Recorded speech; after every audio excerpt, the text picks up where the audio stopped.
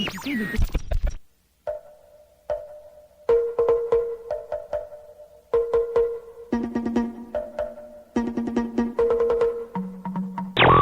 torque and transmission load data are looking good. Great. Let's proceed to the rough road tests. You got it.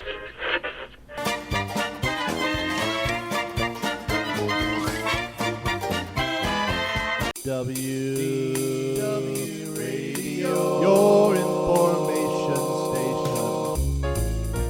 2025 is shaping up to be an incredible year filled with exciting new experiences, milestones, and magic on the horizon from the Disney parks, experiences, cruise line, movies, Disney Plus, and more.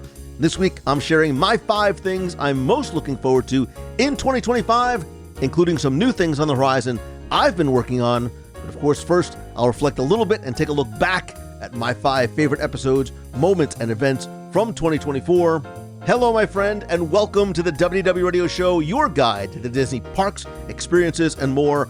I am Lou Mangello, and this is show number 814. And for more than 20 years, we've been sharing the magic of Disney here through the podcast, my weekly live video show, blog, events, newsletter, and more. Please join the community and find everything at WDWRadio.com. Stay tuned for our Disney Trivia Question of the Week for your chance to win a Disney Prize package. Connect with me on social. I am at Lou Mangello on Instagram, Facebook, and LinkedIn. Don't forget to sign up for my free weekly email newsletter and updates at WDWRadio.com. And when you do, you can get a free copy of my 102 Things to Do at least once in Walt Disney World book. And if you're looking for a keynote speaker for your event, conference, or business and want to apply lessons from the Disney parks to your organization, or if you are a creator or solopreneur ready to turn your passion into your profession, please head on over to LouMangello.com. Find out how I can try and help you turn what you love into what you do. And if you like what you hear, please share the show and tell a friend. So sit back, relax, and enjoy this week's episode of the WDW Radio Show.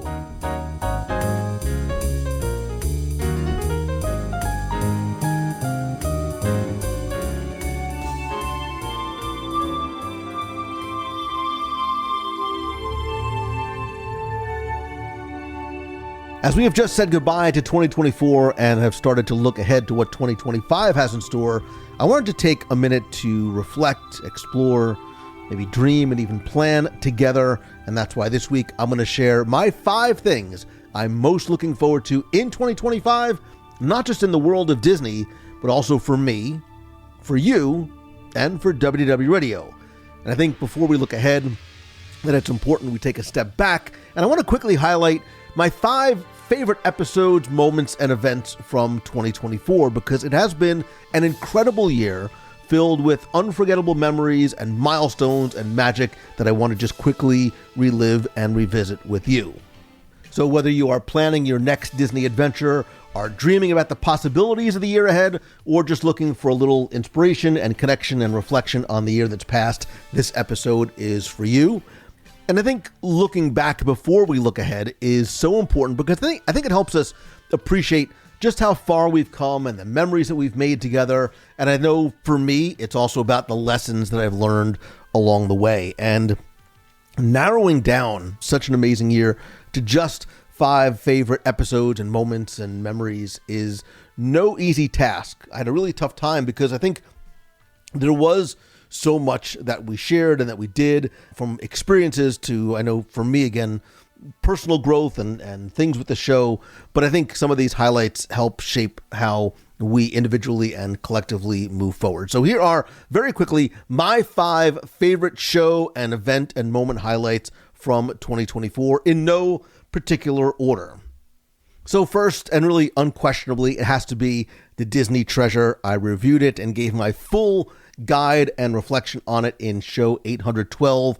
I think this is incredibly important, not just for Disney fans and for Disney Cruise Line, because I think the Disney Treasure is redefining storytelling places and spaces, not just at sea, but is setting new standards across the cruise line industry, and I think even the theme parks as well. I think what the Disney Treasure has started to do with places like the Haunted Mansion Parlor, with shows like Moana, and even some of the other spaces like Periscope Pub that are leaning into nostalgia and the parks, is the first sort of tip of the iceberg of what we're going to see on Disney Cruise Line, and I think reflected in the Disney parks. I think the Haunted Mansion Parlor is absolutely going to impact what we're going to see in Walt Disney World, specifically with things like the new Pirates Lounge that is coming to Magic Kingdom, because this has set a standard. So if the Haunted Mansion Parlor is any indicator, and I hope that it is, in terms of setting the location and the theme and the storytelling and the details, the new Pirates of the Caribbean Tavern that's going to open in late 2025 is going to be something, again, that I think not just raises the bar, but sets a new standard of what we're going to see in the parks as well.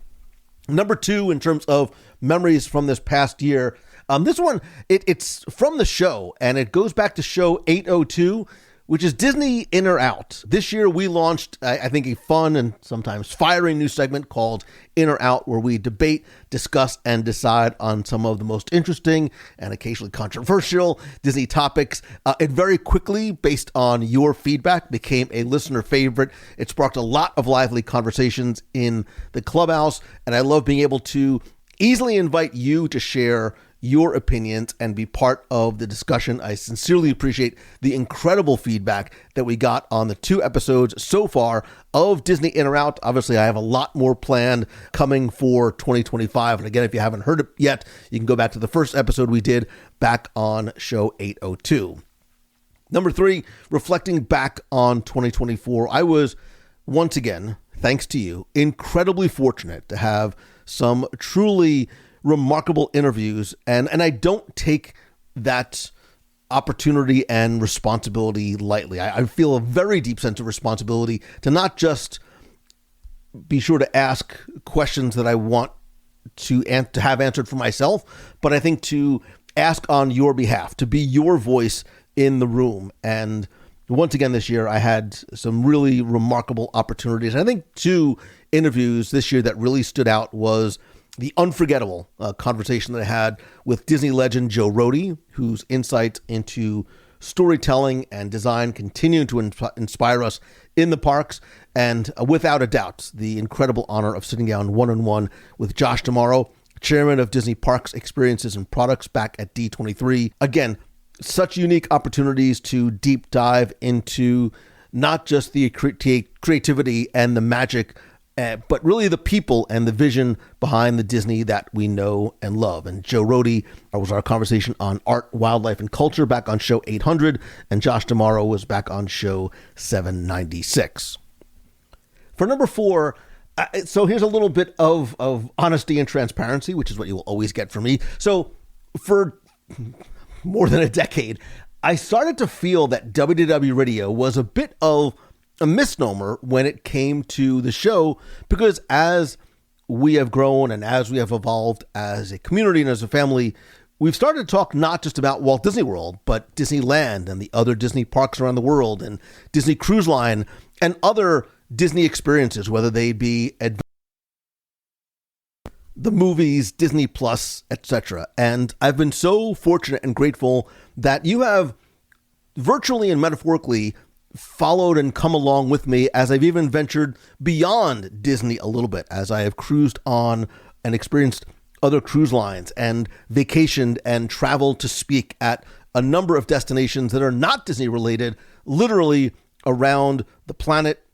And back on show 788, I wanted to share some of my favorite sort of non-Disney experiences, but in and around Walt Disney World. So in 788, I introduced another new topic segment called Out of This World, and I shared with some friends the best restaurants near Walt Disney World. And I wanted to help not just share some of my favorites, but maybe help you expand some of your culinary horizons and let you sort of dip, outside the confines of Walt Disney World, but still sort of in the Disney bubble, because Orlando has an incredibly vibrant and expansive and culturally diverse dining scene. And we shared some of our favorites like Yellow Dog Eat up in Gotha, Susuru and Juju, 2 of my favorite Japanese izakayas near Walt Disney World, Kung Fu Kitchen, Lazy Dog, Simply Capri, Stuff-A-Bagel, Domu. And it was a great way and sort of a fun journey into some of the diverse flavors that await you just outside the bubble, offering you some new and exciting options to hopefully consider for your upcoming trips. I've loved and appreciate so much of the feedback that I got from so many of you who did try some of these places, found some new favorites, shared photos and pictures of you and oftentimes your food at these locations. So again, that goes back to show 788, and I'll have a lot more from the out of this world sort of topic in terms of other things that I want you to experience in and around Walt Disney World. And for number 5, there was one other episode that, it's like children, right? They're all your favorites. One other episode for me that really stood out, and that was back on show 775, and it was the 10 most influential women in Disney's history, which I think is a celebration of some of the remarkable women whose contributions helped shape the Disney legacy, from trailblazing animators and Imagineers to visionaries in storytelling and leadership. I really wanted to honor some of the groundbreaking work, which I think continues to inspire generations of Disney fans and creators and girls who want to come and work for the company itself. So we talked about Nelbert Chenard, who was the founder of the Chenard Art Institute, which trained a lot of Disney's animators and Imagineers, Alice Davis, Mary Blair, Lillian Disney, Becky Cline, Sharita Carter, Marge Champion. There was probably 10 or so, because usually a top 10 list is never less than 10, really highlighting some of their contributions around the many facets of Disney. And I think it's important because I really wanted to shine a spotlight on some of the often overlooked but monumental impacts that women have had on Disney's history and legacy. And I think by sharing their stories, it not only celebrates their achievements, but also inspires future generations to dream big and make their own mark in the world of creativity and innovation and storytelling. And I think, too, it's also a reminder of the diversity and collaboration that has been integral to Disney's magic from the very beginning, going back to Walt himself. So, as we sort of wrap up by celebrating just a few of the remarkable women who have helped shape Disney's legacy, it's clear how much history and inspiration and innovation we have to look back on. But as we transition from reflection to anticipation, narrowing down everything that I'm most looking forward to in 2025 to just 5, once again, no easy task, because Disney, much like life, is always evolving, and the possibilities ahead are as exciting as some of the milestones we celebrated. Plus, my favorite thing about what's coming are the things that I don't know about yet. But as I record this, these are, again, in no particular order, just very quickly, my 5 things I'm looking forward to most in 2025. And I'm going to start with what I'm looking forward to by looking back to the number one thing that I was reflecting on, and it's Disney Cruise Line. Because I think as we look ahead to the next chapter for Cruise Line, I think the excitement surrounding the upcoming ships, again, there's going to be a fleet that is eventually going to total 13, really is fueled by what we've already experienced with the Disney Treasure. But as I keep sort of saying, I think Disney is continuing to refine and redefine the cruise industry, blending the storytelling and the placemaking and the innovation to create some unforgettable and unique experiences at sea. And I think the new ships that are coming represent not just an expansion of the fleet, but I think an evolution in how we experience Disney magic. I think there are new levels of immersion and creativity and connectivity, and I think personalization is going to start to be one of the things that we see even more so, not just at sea, but on land. And I think, too, with the introduction of the Adventure, a ship specifically designed for the overseas market, or I should say the first ship designed for the overseas market, Disney is really positioning themselves to captivate global audiences in ways we've only begun to imagine. I think introducing really entire regions of the planet to its unique brand of storytelling, hospitality, customer service, customer experiences, because I think the ships are not just vessels, right? They are not just sort of entertainment devices. They are not just sort of obviously transportation vessels, but they are making, I think, the promise to set new standards in family cruising while expanding the possibilities of what a Disney vacation can be. So we have the Disney Destiny is going to embark on its maiden voyage on November 2025. Again, Marvel-themed experiences, the Wakanda-inspired lobby. The Disney Adventure is going to launch in December 2025 in Asia, sailing from Singapore. We all know, taking a ship that was already under construction for another cruise line, which I think presents both challenges as well as opportunities, We're going to see a vessel that is radically different, not just in terms of design, but in size and experiences as well. The Imagination Garden, Marvel Landing. These are not just going to be unique experiences tailored for the Southeast Asian market, but even us as primarily domestic Disney Cruise Line fans, seeing and experiencing things at sea that we have never done before on Disney Cruise Line. I am incredibly fascinated, not just to hopefully experience the adventure for myself, but see how this is received by the Asian market and how this too influences experiences that may be coming to future Disney Cruise Line ships. Probably not things like the Disney Destiny, which is going to be another Wish-class ship, that same design, that same structure, but the other ships that are coming in the fleet, again, as it expands to 13 over the next 5 years. Number 2, I'm looking forward to Villains, what I call the prequel, because Disney Villains Unfairly Ever After is an upcoming live stage show set to debut in summer 2025 at Disney's Hollywood Studios, replacing the former Lightning McQueen's Racing Academy in the Sunset Showcase Theater. This, designed by Disney Live Entertainment, is going to immerse guests in the mysterious reflective realm of the magic mirror from Snow White. It's going to feature iconic Disney villains like Cruella de Vil, Captain Hook, Maleficent, sort of breaking through the looking glass to perform live numbers. And the concept art that we've seen to date shows a lot of dynamic sequences, such as Cruella de Vil surrounded by her fashion. And I think there's going to be this blend of dark humor and exciting performances. This very much reminds me from the stage and the proscenium and the sets to what Disneyland Paris has in terms of its Alice in Wonderland, very large scale, dynamic stage show, but in a smaller environment. I think this is, again, a fascinating first step because it marks a sort of a return to villain-centric entertainment in Sunset Showcase. Remember, back in 2016, there was Club Villain, a relatively short-lived show that ran there. But this is the first part of what I think is a much broader initiative to incorporate more villain-themed attractions, including, obviously, the planned villains-themed land at Magic Kingdom. So I think that's why I call this sort of a prequel to the main show that we're going to see when Villains Land opens in Magic Kingdom. I think when that happens, this will eventually go away. I think this is meant to be relatively temporary placeholder. I do think Sunset Showcase is a great venue. I talked about on a few shows ago what I think will eventually happen. I think during a live show when we talked about Monsters, Inc. and Muppets coming to Disney's Hollywood Studios, I would not be surprised, and maybe this is wishful, like young Muppet-loving thinking on my part, I would not be surprised to see some sort of complimentary Muppet-themed experience going into the Sunset Showcase Theater to enhance and complement the Muppet-themed overlay to Rock and Roller Coaster. Should this possibly be a Muppet-themed dining experience?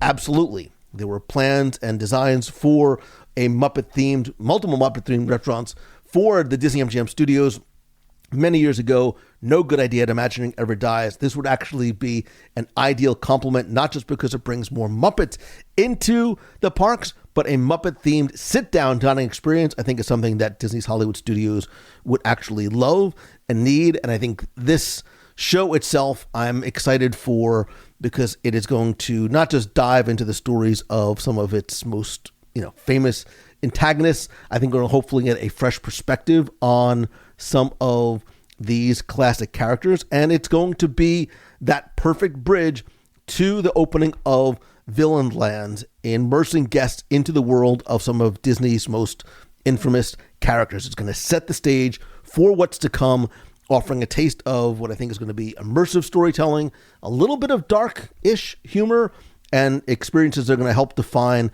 this villains-themed expansion that is coming to Magic Kingdom. Because I think as we start sort of preparing for what the possibilities, and we'll explore this as well on a future episode, the possibilities for what a villain-themed land is nothing short of thrilling. I think bringing some of the iconic villains to life in a truly immersive three-dimensional environment is going to be an evolution in how we experience a little bit of the quote-unquote darker side of Disney. I think it's going to be a bold step into the realm of storytelling, that it's going to allow us as guests and, more importantly, participants to explore the complexity and, I think for a lot of guests, the allure and the sheer entertainment that a lot of these larger-than-life, darker characters bring. And I think through some innovative attractions, some transformative placemaking, and the introduction of some new and continually groundbreaking technology, they can create a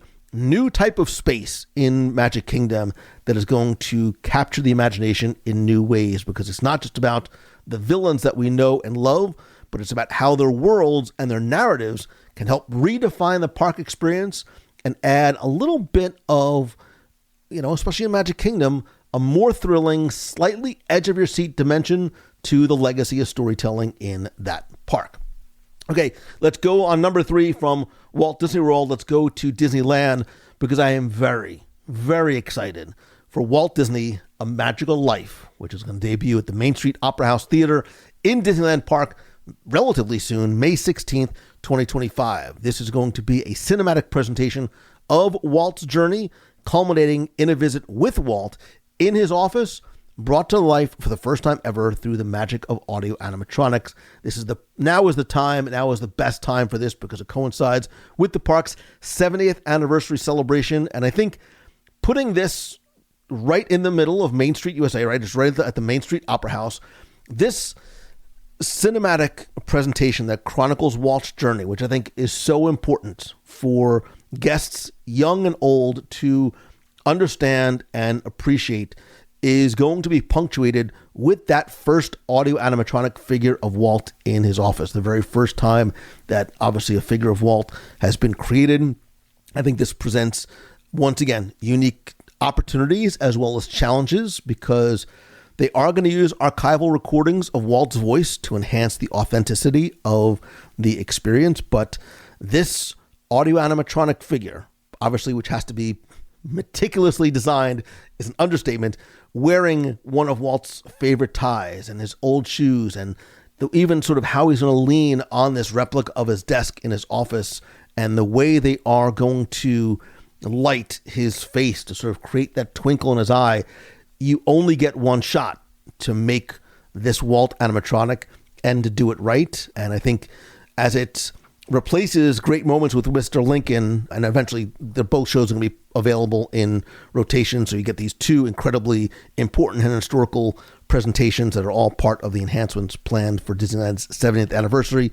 But I think this is so important, not just because of the technology of bringing Walt literally and figuratively into the parks, but providing guests who may not necessarily get this otherwise much deeper insight into the life and the legacy and the humanity of Walt Disney. So this one very easily could have been number 1. Again, these are no sort of particular order. It's hard to follow up Walt Disney with number 4, but I'm going to. Again, these are not in any sort of countdown order, but we're going to go from Walt Disney World to Disneyland, and we're going to go transition outside of the parks. And for the first time in a long time, I am incredibly excited, so much so that it makes my top 5 list, for a Disney Plus show. It has been a while since I have found something on Disney Plus that I have not only been incredibly excited to watch, but have been anxiously counting down for.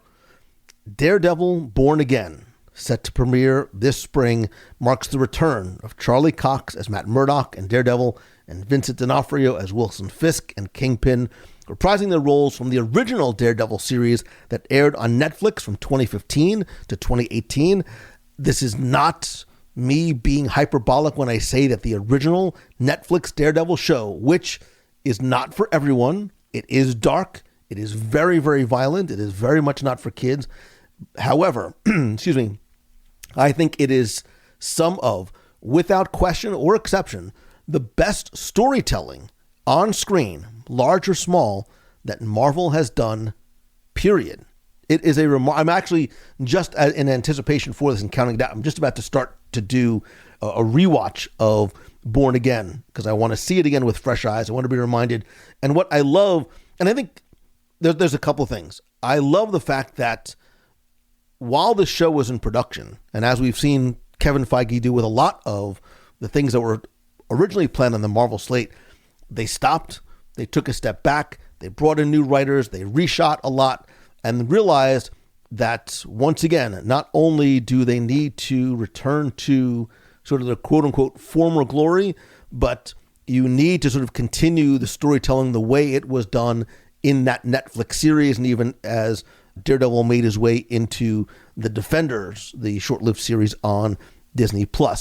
But I also think that this is very significant to Marvel and the MCU in terms of character integration, because it represents this integration from Marvel's previous television endeavors finally into the MCU. And I think that underscores the studio's commitment to unifying, which it wasn't, right? The Marvel TV series and the Marvel Cinematic Universe were in two separate worlds, really almost sort of run by two separate divisions of the country. This move underscores their commitment to unifying these characters and the storyline across different platforms, which is going to enhance that narrative cohesion within the MCU, make it less confusing, make it more connected, linear, and I think understandable and approachable to a lot of either longtime Marvel comic book and Marvel Cinematic Universe fans, or even those who are just starting to dip their toe into the water. And by continuing the narrative from the Netflix series, you're not sort of rebooting, which I'm very happy about, or you're bringing back the characters, you're bringing back the actors. This now allows for a much deeper character development and exploration of some very, very complex, and again, some very adult themes associated with Daredevil and his adversaries. Daredevil, especially as I've gotten older, Spider-Man has always been my favorite character as a kid, but as I got older, Daredevil very quickly became a favorite, if not the favorite character for me. There's a lot of things about Daredevil that I understand, that I can relate to. He is a very, very complex character, and as somebody who absolutely favors the street level superheroes like a Spider-Man, like a Daredevil, those that are sort of the world outside your window in sort of Marvel terms, I've really come to love and appreciate this. And I think Born Again not just enriches Disney Plus's content library, but is also, I think, for Disney and Disney Plus and Marvel, I think it's going to continue to attract subscribers who are interested in maybe something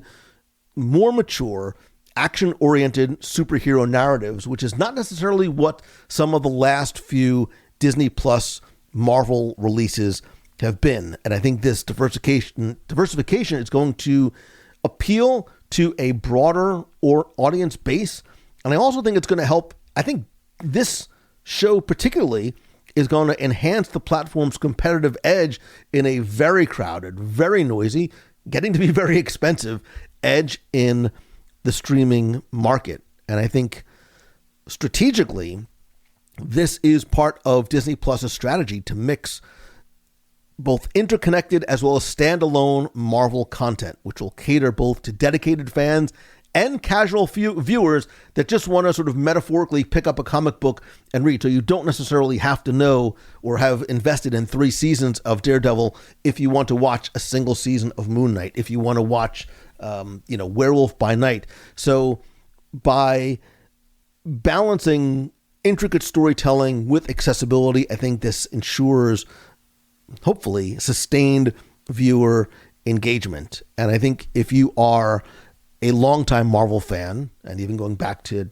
as a kid reading comic books, this is the very eagerly anticipated return of both Daredevil and Kingpin, characters that have, during the initial run of Daredevil, the performances by Charlie Cox and Vincent D'Onofrio are absolutely spectacular. And I think, and they received the critical acclaim that was very, very well deserved. So I think this reintroduction is going to provide not just continuity, but also I think is going to satisfy, and for myself included, some long-term fan interest in the hopes that we would see these characters again, which, for years we never thought was going to happen when the shows were pulled from Netflix and when Disney bought Marvel. And I love the commitment to delving into some of these darker and more complex themes within the superhero genre.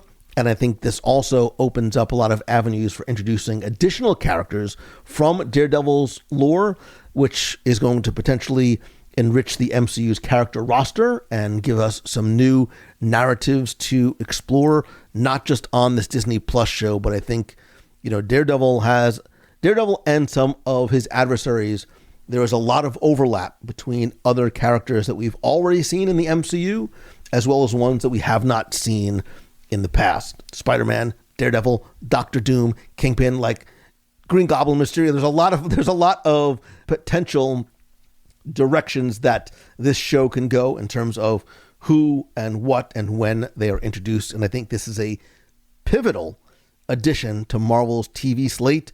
Again, reinforcing that character continuity within the MCU. And I think this is a pivotal addition to Marvel's TV slate. Again, reinforcing that character continuity within the MCU, enhancing Disney Plus's content offerings, and I think even more importantly, fulfilling it. And finally, number 5, last but certainly not least, I am very excited for what is coming to WDW Radio and beyond. And 2025 is going to mark more than 2 decades of this incredible journey that we have been on together. If you would have told me when I started writing my first Walt Disney World trivia book back in 2003 that this is where I and we as a community would be, I definitely would not have believed you. And if you are new to the show, first of all, thank you and welcome. Just very quickly, my story and journey. Back in 2003, I was an attorney in New Jersey. I was a trial attorney doing work for plaintiffs, wanting to help people who needed it. I had a computer consulting company on the side. I was always in the service business. I had this idea of wanting to make something once and see if I could resell it. The idea of a book came to be, and I really just set out on a personal challenge to write the book I wanted to read. I loved Walt Disney World. I've been going since November of 1971 when we got in the family truckster, drove from New Jersey, and I went back with my family every year since. And I really just wanted to see, can I write a book and can I get it published? And I always have loved the details and the minutiae and the stories of Disney. So I set out to write a Walt Disney World trivia book, thinking that when I found a publisher, that was really going to be it. But as fate would have it, I heard about this technology called podcasting in 2005. I literally fired up my Pentium 2 computer, asked Jeeves what a podcast was, and very long story longer, just a few years later, I took a massive leap of faith thanks to and because of you, and I left this very stable, very predictable job to chase this dream I have, really rooted in what I loved, which is Disney. And it has been an incredible, remarkable, not always easy journey, but without a doubt, it was the best decision I ever made. And forming WDW Radio really has been and become so much more than I ever could have imagined. Again, because of you, and it really has given me the opportunity to meet and get to know and connect with you and create and share something that brings me so much joy and that I get to share with you as well. And over time, I started to not just reflect on my own journey and the things that we have built together, but I started to realize that there was something else that I wanted to share. I've always sort of been a sponge. I was always going to conferences and wanting to learn. And what I found out was I wanted to share the how and the why, how I turned my passion into my profession, why I did it, and how you can do the same. Not just if you are dreaming of entrepreneurship, but if there's any sort of a dream that you have been thinking about pushing to the side, maybe chasing for a while, I've wanted to help you turn the thing or things that you love into the things that you do. And I started speaking at conferences and then speaking professionally, and then over time working with people one-on-one in small group coaching, mastermind, and then creating different ways and avenues for you to start to create your own path. That's why I created my Momentum series of events. You may have heard me talk about my weekend workshop in Walt Disney World, my small retreat that I do every spring. But I've had these ideas of wanting to do more and find additional ways to try and help you. This past year, I launched my free 5-day email course that will really sort of help you figure out exactly what your passion is and start to take those first steps, as well as my first sort of real mini course. It's a 7-day blueprint for solopreneurs and creators that really helps you take some of those positive steps. But in 2025, there is more that I want to do to help you, to work with you, not just on the WDW Radio side. There is more that we are planning. Again, huge thanks goes out to Becky Mankin and Mouse Fan Travel, who has been more than just my partner for probably 18 of these 20 years, but there's a lot of things that we are working on that I am planning on doing on the WDW Radio side of things, but also on sort of the LouMongello.com side as well, because I really do want you. I think life is too short not to do what you love every single day, and I think there are some incredible lessons that I can share from my journey, that I can share from the Disney parks and from Walt Disney. I've been doing that for years, sort of professionally, in terms of speaking at corporate events and to creators and entrepreneurs and solopreneurs at conferences. But I really want to do more to try and help you live the life that you dream of, because again, life is too short not to do it every single day. So there's a lot more that I'm going to be sharing over the next few weeks and months on sort of the business and entrepreneur side. And look, even if you are not necessarily looking to leave your job or start something, I think there's a lot that you can take away from it that will be applicable to you. A lot of the lessons I'm going to share are going to be inspired by the parks, by Walt himself, and what I've learned from him, from them, and from my personal journey as well. So you'll start to see more content from me around these ideas, whether it is social posts, primarily on Instagram, Facebook, and LinkedIn is really where I focus a lot of my social attention. And I'm also going to be sharing some other events and resources and ways that we can connect and grow and work together. In fact, I want to share with you here first something that I've been working on and thinking about, not just for a few weeks or months, but really kind of years in the making in my own mind, which is I'm also going to be starting a new podcast in addition to WDW Radio. This is for creators, for solopreneurs, for dreamers and doers. I'll have a lot more details and information, and not one, not two, but the first few episodes that are going to be launching very, very soon. This does not in any way affect WDW Radio. WDW Radio is not going anywhere.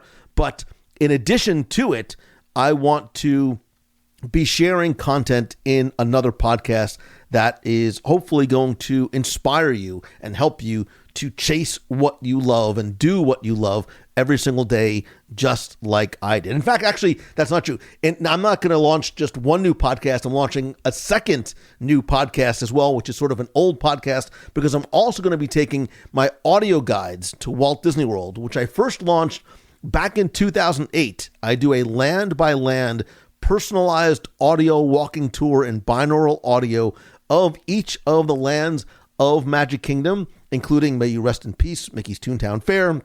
These are very much snapshots in time. I had sold them on CDs back in 2008, and each one came out over the number of years after that. I'm actually going to be releasing them for free for you as its own standalone podcast. They're just going to be called the Audio Guides to Walt Disney World. Those will be dropping in your favorite podcast app or player very, very soon. I will certainly let you know when those happen. That is just my gift to you, because I want to enhance your enjoyment and appreciation of the parks. Again, because they were recorded over a number of years, going back to 2008. They are very much snapshots in time of when they were recorded, but they're great ways to either make you feel as though you are virtually walking through the parks with me as your guide, or you can even take them to the parks with you, and as I point out things, and you can sort of hear things along the way to give you a little bit of the secrets, history, and fun facts behind the magic. So I am excited to share a lot of things, some of which I have hinted to in this discussion, some things I have not shared with you as well. The best way to find out about some of the things that are coming sort of on the Lou Mongello business side, again, you can find out more by going to loumongello.com, is I want to give you another freebie to help sort of start you on your journey. So I've created this sort of mini book of 5 lessons for creators and solopreneurs from Walt Disney on innovation and resilience and storytelling. It is completely free by signing up for my newsletter. If you go to loumongello.com/Disney-lessons, I'll put a link in the show notes this week. You can get notified when the new podcast drops, of new events, of new things that I'm offering on sort of that side of what I do. And of course, you can also get notified when the podcast launches in just a few weeks, days, maybe. And look, like I said, even if you are not an entrepreneur or a creator, I think we can all connect on having this idea, this feeling of a dream, right? Something you can't think about and wondering what it would take to make it real. And that is what this is all about. Walt Disney, obviously a huge inspiration to me. He was the ultimate dreamer and doer. He faced challenges that would make most of us, I think, give up, but didn't. And his story very much inspires me daily. And I want to share just some of how those lessons can hopefully inspire you as well. I would love for you to continue along with me and join me on this next part of my journey and our journey together. I think there are some huge possibilities of not just for the podcast and some of the things that I'm working on the Disney side of things, on the sort of Lou Mongello business creator entrepreneur side of things. And of course, if there's anything that you want to see or hear or learn on this show or on the other side, please let me know, because I've always said since the very first episode of WDW Radio, this show is by, for, with, and about you. And I very much hold to that still 800 plus and 20 years later. This is something that I take very seriously, and the responsibility that I have for and with you on this journey that we're taking together. And I want to make sure that I am able to bring you exactly what it is that you're looking for, as well as a few surprises along the way. So thank you, first and foremost, as always, for being part of this incredible community and family. I couldn't do this without you, and I would not want to. And if there's something else that you'd like to see or learn, let me know, because I am here for you. I'd also love to know from you what you are most excited about in the Disney, Marvel, Star Wars, or any sort of space for 2025. There's a couple of ways you could let me know. One, come be part of the community and conversation over in the Clubhouse at wdwradio.com/clubhouse. You can call the voicemail at 407-900-9391. That's 407-900-WDW1, and I will play it on the air.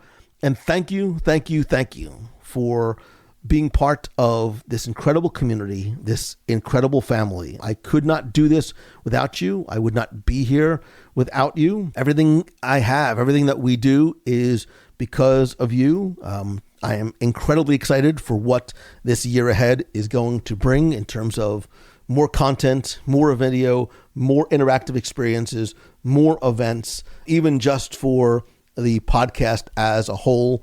I would be remiss if I did not make sure I acknowledge you here. I found out just a couple of weeks ago that because of you, thanks to you, and I share this with you, I'm going to be inducted into the Podcast Hall of Fame in January 2025 during the Podfest conference here in Orlando.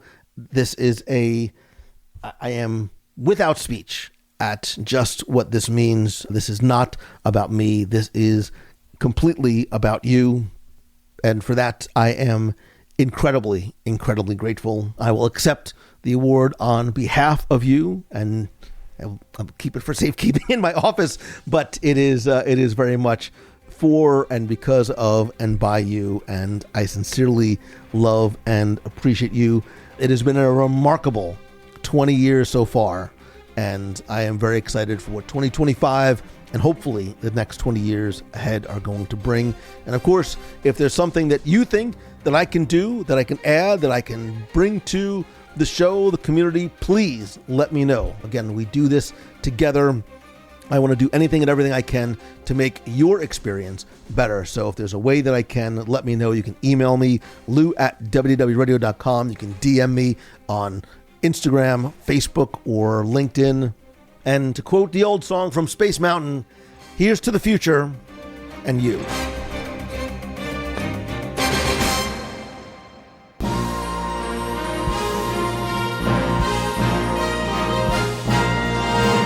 It's time for this week's Walt Disney World Trivia Challenge, where I'll test your Disney knowledge with a bit of trivia, history, or ask you to identify where in Disney you may have heard a sound, song, or quote. If you enter and answer correctly, you can win a Disney prize package. This week's trivia contest is once again brought to you by you, members of the WDW Radio Nation. By joining the WDW Radio family for as little as $1 per month, you not only help bring every episode of the show to life, but you unlock exclusive rewards like scavenger hunts, group video calls, get access to our private community, plus fun surprise care packages from the parks. Plus, and more importantly, I think, your support helps fuel our Dream Team project, which has raised more than $550,000 to send children with life-threatening illnesses to Walt Disney World through the Make-A-Wish Foundation. So I invite you to please join us in helping to make magic happen. And thank you so much for being such an important part of the show. I want to thank some new and longtime members, including Ken Franton, Mitch Daniels, Keely T, Daniel Boyd, Corey Morris, and Jim O'Neill and family. If you are a member of the nation, thank you so very much. And if you are not a member of the nation, now is the time. Now is the best time to join, as I have some fun new things planned for 2025. Anyway, before we get to this week's trivia contest, let's go back, review last week's, and select our winner. So in Epcot's International Festival of the Holidays, which is really one of my favorite ways to spend the holidays in and around and grazing through Walt Disney World, I asked you to tell me what country features a storyteller known as La Befana. And first, if you entered, thank you very much for playing. And if you got this one correct, congratulations. She is, of course, the kind-hearted witch who brings gifts to kids on Epiphany Eve, which is January 5th, who tells her tale of her search for the Christ child. She is a figure in Italian folklore, plays a very significant role in the holiday traditions, particularly around this time of the year, which is Epiphany, which is celebrated on January 6th.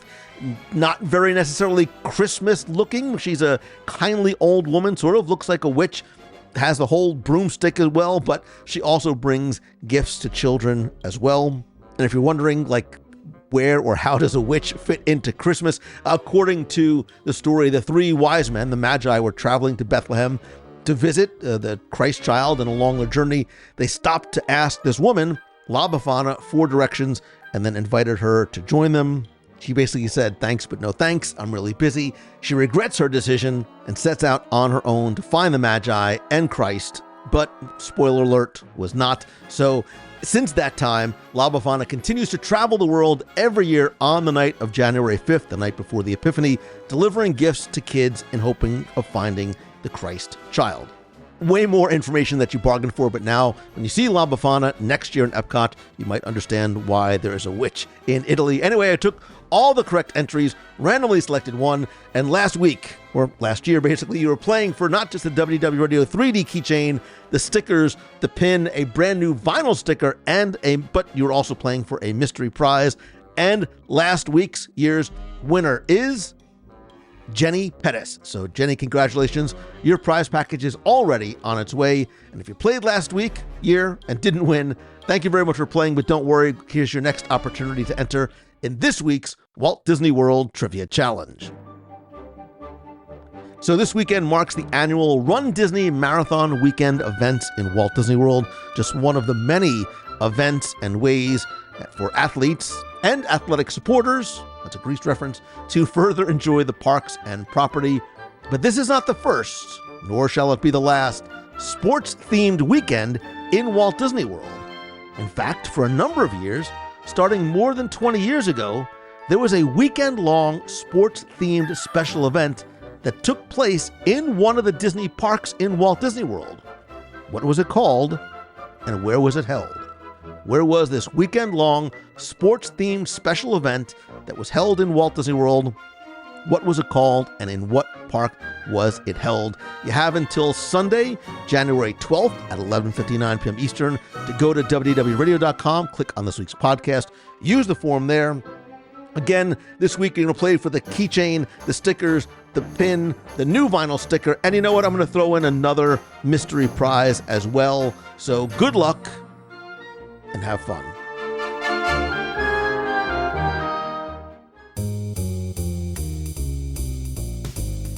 That's going to do it for this week's show. Thank you so much again, not just for tuning in this week, but for an amazing 2024, an incredible 20 years. Again, I'd love to know from you, what are you looking forward to most in the world of Disney in 2025? And remember, just because it is the end of the episode, it does not mean the end of the fun. Come be part of the community and conversation over in the WDW Radio Clubhouse. It is fun, family-friendly, very friendly, drama-free, and it is at wdwradio.com/clubhouse. You can call the voicemail at 407-900-9391. That's 407-900-9391. Connect and chat with me on social. I am at Lou Mongello on Instagram, Facebook, and LinkedIn. Please join me this and every Wednesday at 7:30 p.m. Eastern for WDW Radio Live, both on Facebook as well as on YouTube. We always have a lot of fun, interactive discussions. Sometimes I'll take you on a tour of the parks or wherever my travels might take me. And as much as I love connecting with you online, I still believe that nothing beats a handshake and a hug. So in addition to our Meet of the Month in Walt Disney World, I invite you to join me for some of our other special events, travels, group cruises, adventures by Disney, and more. You can learn more and get a free no obligation quote from our friends over at Mousefan Travel by going to wdwradio.com/events. We have our Adventures by Disney to Japan coming up this May, our Adventures by Disney to Disneyland in Southern California this summer, and our Adventures by Disney River Cruise on the Seine, plus a little bookend trip to Paris and Disneyland Paris coming up this September. Again, to find out more, visit the events page at wdwradio.com or on our Facebook at facebook.com/WDWRadio. Speaking of traveling, whether you are coming with us, whether you're planning your next adventure to a Disney park or destination around the world, please go and visit my trusted and recommended partner, travel provider, and friend for over 17 years. Mousefan Travel handles all the planning so you can focus on making the memories and the meals. They offer completely free vacation planning services that are personally tailored to you. It is why I love them. It's why I personally use them. And more importantly, why I trust to recommend them to you. Please visit mousefantravel.com for a fee-free, no obligation quote today.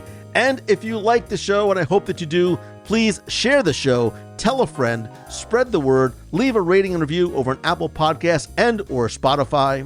Visit LouMongello.com again to see what else I'm working on there, including some free resources to help you pursue your passion. Again, if you're looking for a speaker for your conference, business, and event. I love and appreciate you. I am so incredibly excited for what this next year and years ahead are going to bring for us all. Please remember to be kind, choose the good, have a great day, and even better tomorrow. I love and appreciate you. So until next time, see ya. Hi, everybody. It's Elizabeth from Massachusetts. Just listened to the most recent episode about the Disney Treasure. Everything I've seen online, too, from not only you, Lou, but other social media influencers and all that Disney family that I follow has looked absolutely gorgeous. I'm partial to sort of the adventure, tropical vibe whenever Disney does that. Like, I love Adventureland. I love the Polynesian. So the Treasure seems to speak to me when it comes to theming. It looks absolutely gorgeous. Again, I've never been on a Disney cruise, but it feels like in a weird multiverse I have. So anyway, thanks so much for doing that. Definitely makes it very tantalizing to want to go. I'm excited to be heading to the world in a few weeks for the marathon weekend, running my very first marathon. Anyone out there listening who's training and also about to do their 20 either this week or maybe you just did it, congrats, or you've got this. Very exciting. You and everyone else that are doing this, got to remember you are strong and you are amazing. So I hope you all are having a wonderful day. Stay magical, be magical, and I'll talk to y'all real soon. Bye.